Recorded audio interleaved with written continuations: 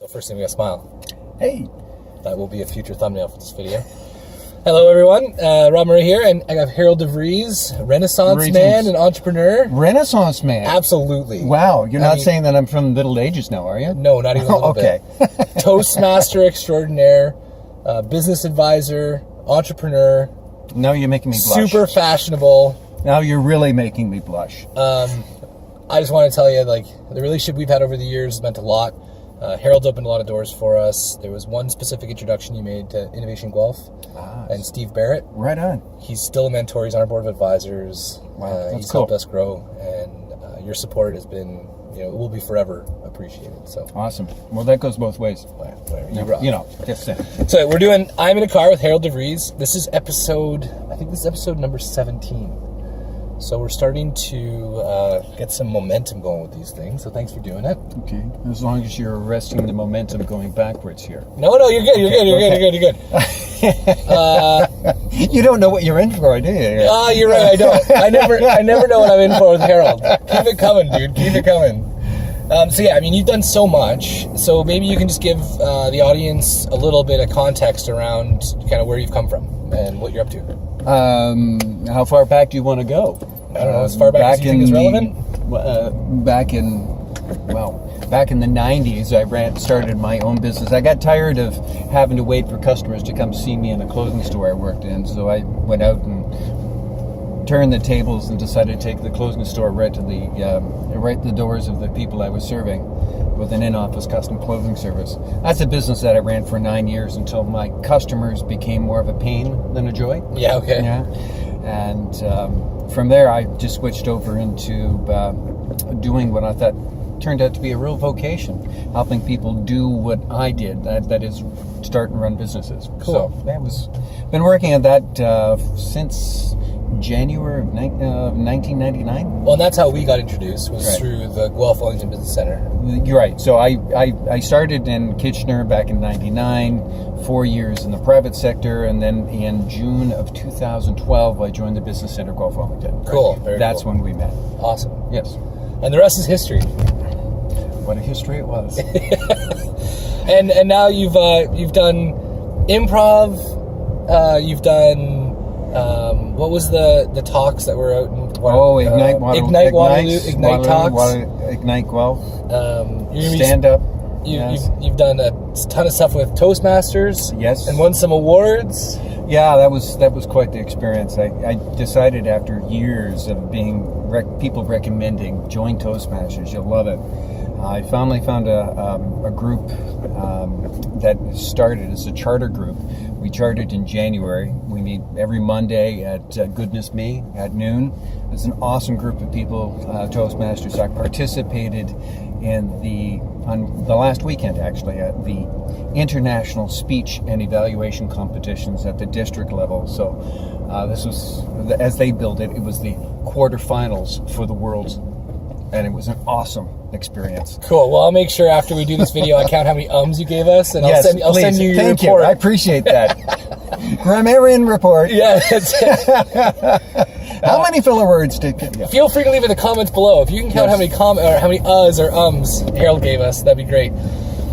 So I knew you decided to do this. I always have some questions kind of pre-planned, and one of the kind of coolest and biggest challenges I had with doing this one is you've got such a huge array of experiences to draw from, but I kind of figured, well, the catalyst for this was the event we're hosting next Tuesday. Right. Lead Yourself. Correct. Yes. And so I thought maybe we would just touch on the presentation that you're bringing to the crowd. Okay. Because I'm going to be doing like a little kind of Cole's Notes summary of all the speakers, because I'm doing I'm in a Car with everybody before the event, and I want to kind of put them together with some music and that kind of stuff. So on Tuesday, you're going to be talking about your inner critic. How to deal with your inner critic. Yes. So first of all, can you just kind of explain what is the inner critic that you're referring to? That's the inner critic, and actually is that inner voice that we have that edits everything that we do. In my case, there's another in my case, as an avid amateur musician back in high school, I found that every time I picked my horn up to play, and if there was a difficult passage or a solo passage, I get this voice in the back of my head telling me how I couldn't do it because as well as somebody else could, so why bother even trying? Okay. And it got to the point where it was actually holding me back from a lot of things. There are a lot of things I didn't go even try because of this inner voice. And it wasn't until a particular moment that you'll hear about at the event, I can actually track it to a particular moment at a wedding reception when I had one of those aha moments and realized this is something that I could actually master. So The inner critic, do you mean? My inner critic, yeah. So go ahead. No, feel free. No, I was just going to say I think we all have this inner voice, and we need it. I do for sure. Right? But the challenge that we have, at least that I had, was the fact that he was overpowering every thought that if I had an idea, it'll never work. Right? Right. Always making me second guess and to the point of paralysis. Right. I think that's. I like to say that now I still have my inner critic, but he's down to a dull roar or a whisper. Right. Yeah, it's interesting, right? As you're describing it, I've thought about a couple of different people we've had on the show. Right. And Craig Early was on a couple weeks ago, and he was talking about this idea where fear can start to convince you that something isn't a good idea for whatever reason that might be. And, what if I get rejected? What if I... And typically, though that dialogue isn't happening out loud when you're by yourself, it's happening in between your ears, and that's kind of like the inner critic. Mm-hmm. And so he was talking about this idea of like 5, 4, 3, 2, 1, go. Right. And just like stop doing that. And so I think the reason I bring it up is it's this kind of a little bit of a common theme in a lot of people that are successful is their ability to kind of master that inner critic and keep them to a dull whisper. Because I think at some level there can be a purpose it serves. Absolutely. At some level. Yes, absolutely. I'm not sure if I am convinced I know what it is. But there's got to be something there.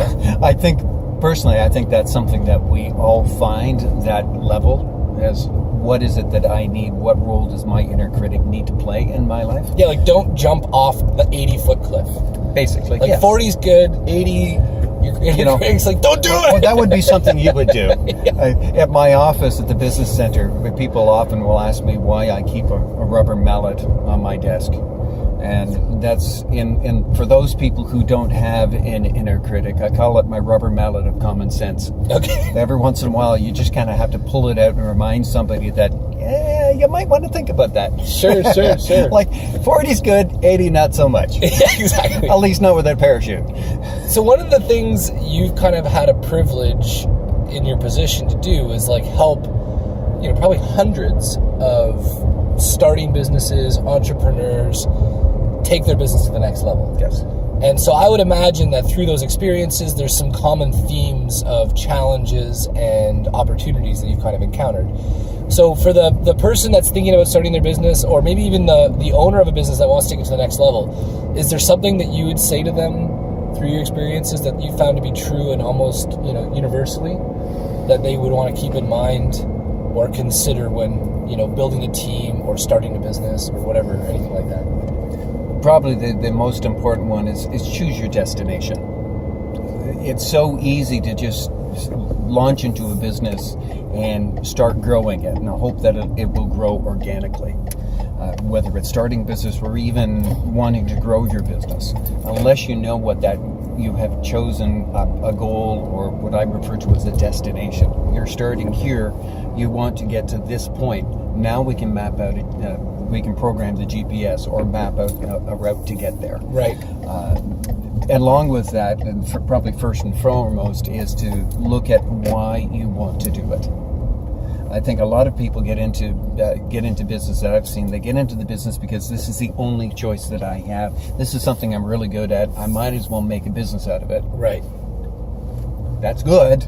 Yeah. But when hard times come and you start worrying about where's my next customer going to come from, you really don't have anything to fall back on. There's no plan. There's no drive to push you forward. Right. Passion only takes you so far.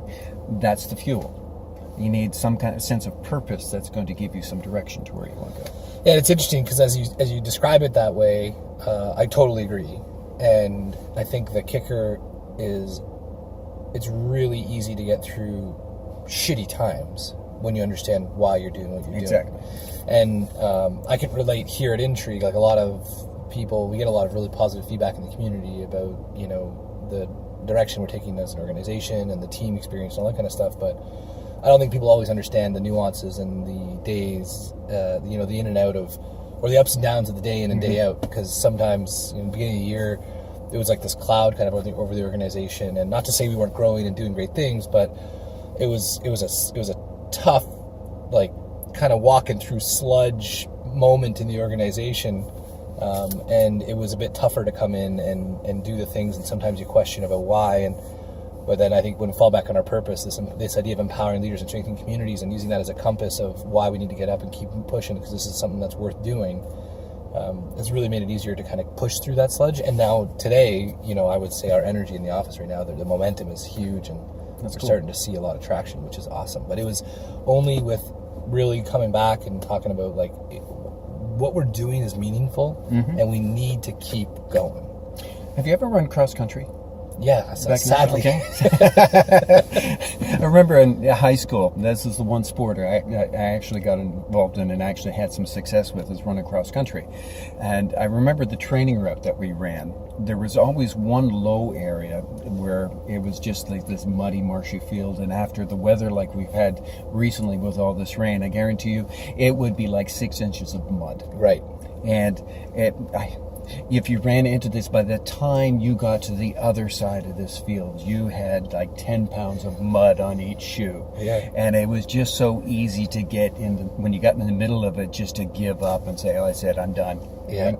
But unless you had something to work for and you had somebody pushing you and a coach coming out like, this is where we're going, this is what's going to happen at the end, that made it easier, even with those 10 pounds of mud on each foot to get through that.